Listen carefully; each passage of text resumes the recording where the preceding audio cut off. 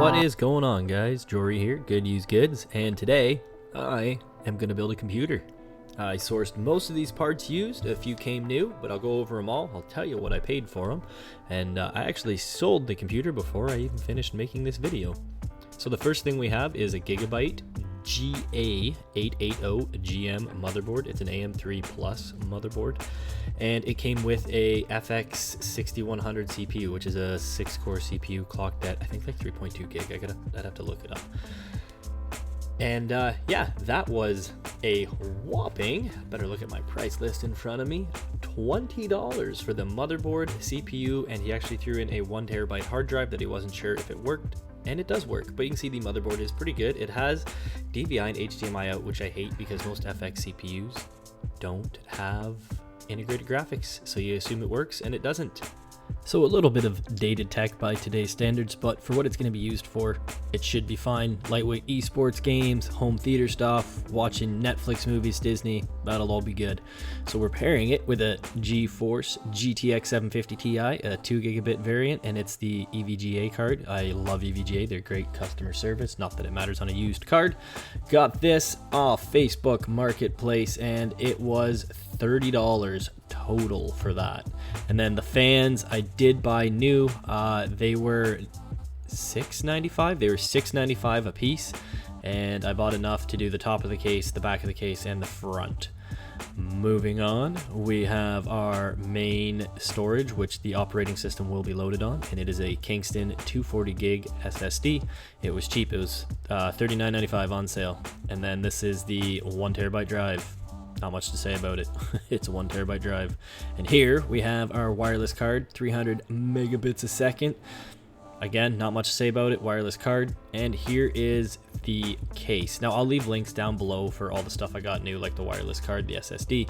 This case, I love this case. It's not the best case I've ever built in, but for $49, it's a great looking case. It has these cool dust filters on the front. They're just magnetic, they peel off, but they got a nice look to them. They stick on the top and the bottom. There's a decent amount of room in there too. You can mount rads in there and everything like that. Not a lot of height for coolers, but for 49 bucks, it's a nice little case. And you got your back panel here where all the wires can channel through and hide. That's also where the main hard drive is hidden as well.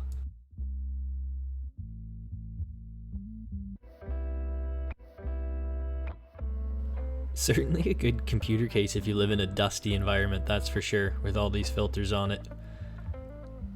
So you got our side panel with our USB 3.0, and then your typical on-off button, headphone jack, and microphone jack. The back, we have the area for the power supply.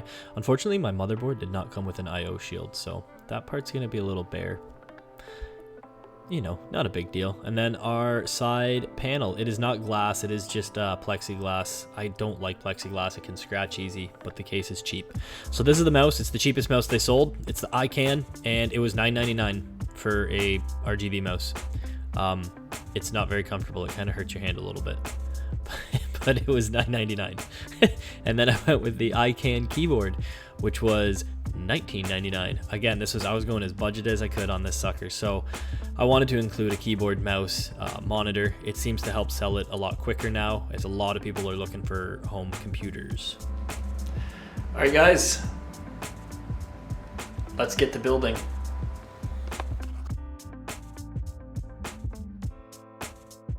So the first thing I'm mounting is the CPU cooler. This came in a big computer lot. I don't remember exactly what lot, but it really didn't cost me anything. And it is a super cheap CPU cooler. I was able to find them on Amazon for about 18 bucks, on eBay for about 16. Now, I ran into an issue with this cooler. As you can see, I couldn't fit the RAM in. So what I ended up doing, I was gonna do 2 sticks of this Mushkin enhanced DDR3 RAM and just run 8 gigs, but I had 2 other 2 gig sticks. They're different make, but they're the exact same specs across the board. I know you shouldn't mix RAM, but it fit underneath and whatever, it worked. It kept them all on the same channels. So now it's rocking 12 gig of DDR3 RAM, which nothing wrong with that.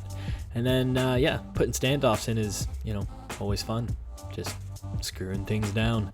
You got to make sure you line them up with the holes on the motherboard, so occasionally maybe just put the motherboard down and check if they line up with where you're putting them. Make sure you get it all straight because you don't want to miss one. You do want to put them in so your board is nice and secure, especially if you're going to be plugging things in and out of it. You don't want the board twisting and bending.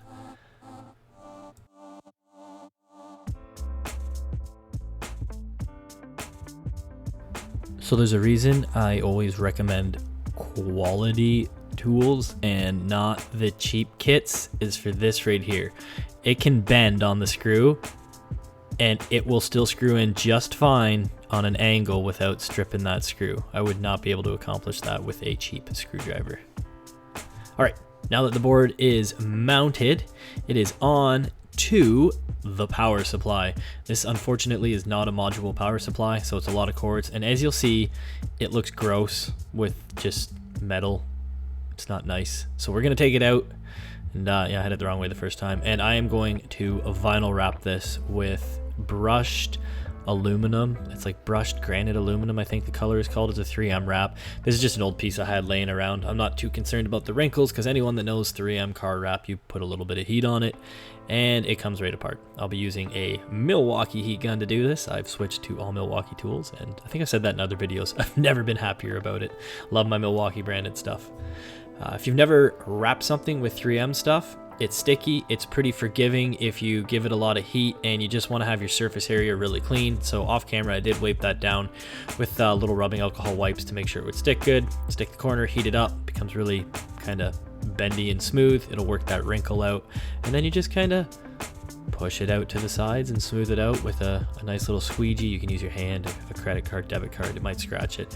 This is just a tiny piece, I don't care too much about it, so I'm just going to use my hand primarily and push all the bubbles out.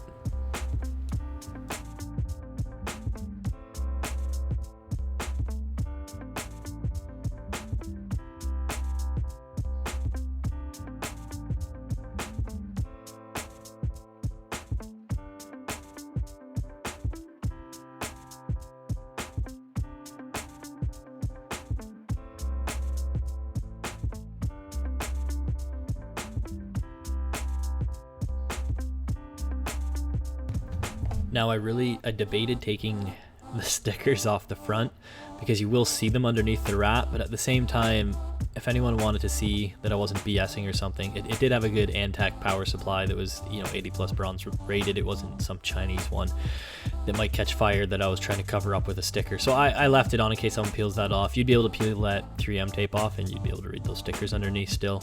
It wouldn't stick to it and rip it apart. And then yeah, little slit in there so I could tuck the film in a little nicer, and then little angled cuts to fold it around. Not wrapping the whole thing, just the top and basically the two sides that you can see. So the back will still be gray through the case, but I didn't want to block the venting. Same with the other back side. But I think that looks a lot better. I did cover up a bit of those vents. It should be fine though. I've been running it for days and I haven't had any heat issues. It actually runs super cold and there's a lot of airflow from all these fans going in. The fans aren't bad. They're deep cooled. They're pretty cheap. They're like $6.99. They're only a single color. They don't change. You can't control them with an RGB switch or anything like that. I didn't want to spend the money on that because, like I said, it was a budget build, but I wanted it to look cool and have some lights. This was primarily going to be for a kid who was probably going to play Fortnite and do a bit of his schoolwork.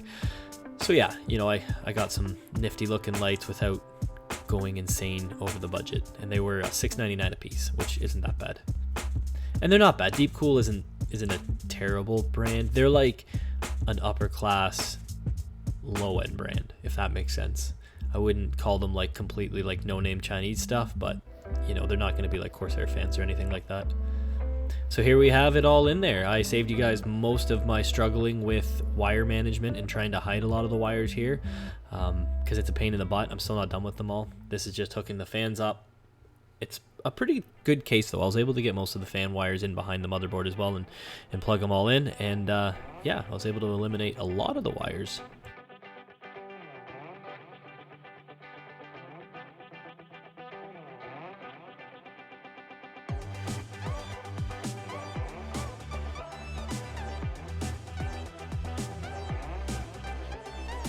So now I'll be mounting the SSD, so I just got to feed the SATA cable through, and then the SSD mounts right here, and cables just kind of come through that top window there and plug into the top. It comes with nice little rubber mounts too. I don't know why because that's usually to keep things quiet, and SSDs don't have moving parts, but it had rubbers anyways. And the main hard drive, the thick 3.5 inch one, it mounts on the back on this fancy hard drive plate, and that just sticks back in and screws on like so. It makes it a little bit more of a pain to hide, you know, this giant cluster of wires, but I will do my best and work through it and try and tuck everything and zip tie it all in.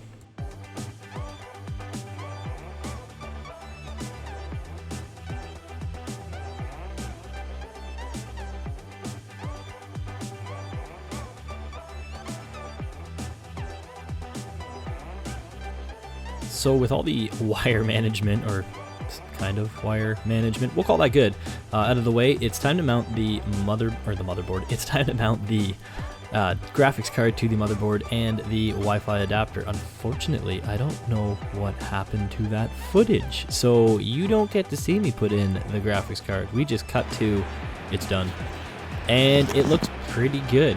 I like the lights. You can't really see the CPU cooler from all the blue lights, but it's like a multicolored one.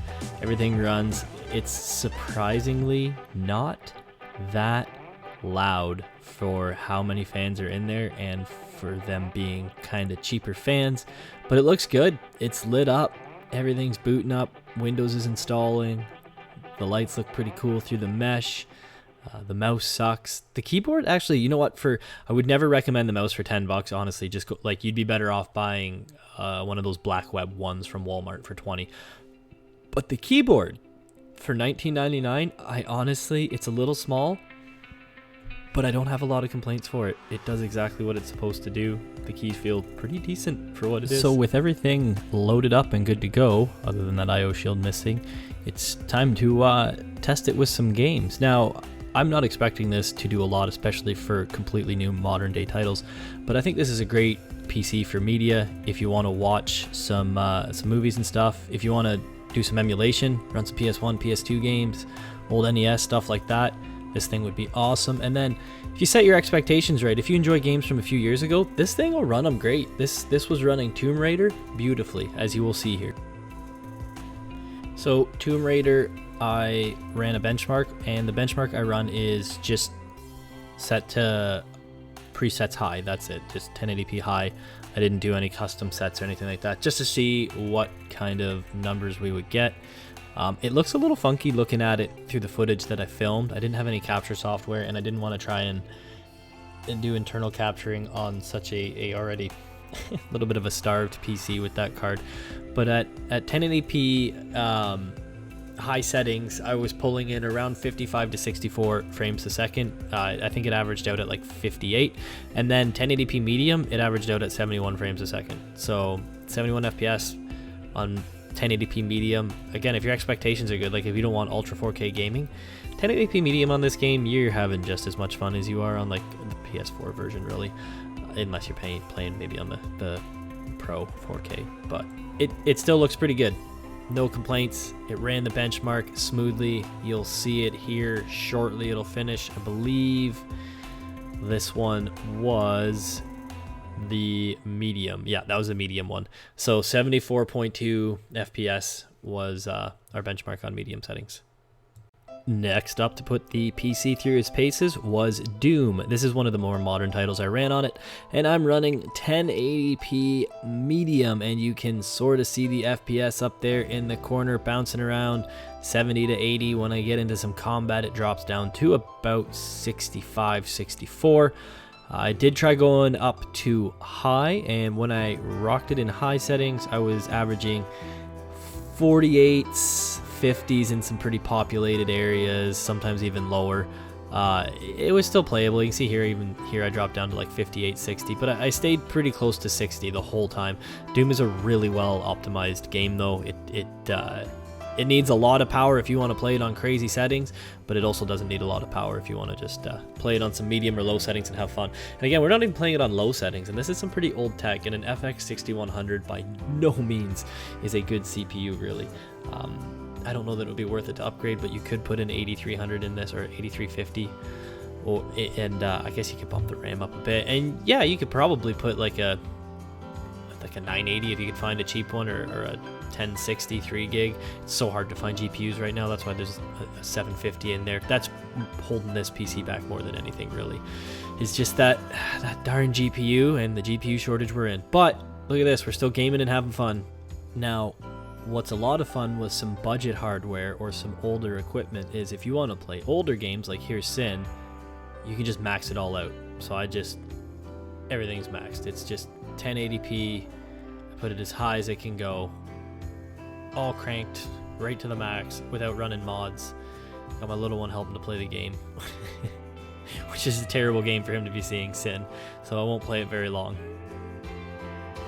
Alright, so yeah, this is Sin, and it runs great. It's a little bit provocative, and it's kind of corny. It's a funny game. It's old. I think that came out 2004, 2005. But when you want to play older games like this, you can max them out, and it's nothing like you remember playing when you were a kid. I can tell you that. It's better graphics than you probably had on your old computer. But yeah, this is Sin. It runs really good. It's a ridiculous game. I recommend trying it out though if you want to play a stupid first-person shooter. Here's another older game. We got Warhammer 40k, Dawn of War 2, the second one, and plays great. 1080p, everything maxed out, getting over 60 frames a second, and it's a great game too. Great strategy game. Everything's running smoothly. The computer's running coolly, quiet. It's pretty good. All of this for a little over $200 is not too bad at all. Basically, we have our RAM, which we're $20 into, our motherboard and CPU, which we're another $20 into, and that actually came with the hard drive. We got our SSD for $34.95, our keyboard for $19.99, our mouse for $10, case $49, power supply was $10, the monitor was $25 off Kijiji, and the fans were $6.95 a piece times 1, 2, 3, 4 times 5. So all in all, we are not too much into this build. So we have a total build cost of $223.74. I'm just gonna call it $225 so I can remember it easier for easy math. And like I said, before this video even finished out, I sold it for $625. I had it listed for $680. He said, would you take $625? I'll come pick it up. I said, sure. It went to a 12-year-old kid who, after I think the following day, the mom texted me that he's ecstatic about the PC and has been playing nothing but Fortnite. So it went to a good home. He uses it for schoolwork too, I guess.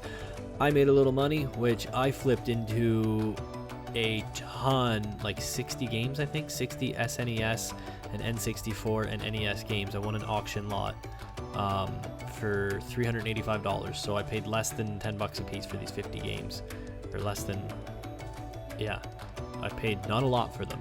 And yeah, I'm gonna test them, see how many work, see how many don't work, and see if I make some money on that. So make sure you stay tuned to that video. Anyways guys, thanks for watching. I hope you enjoyed the video, and I'll see you in the next one. Bye for now.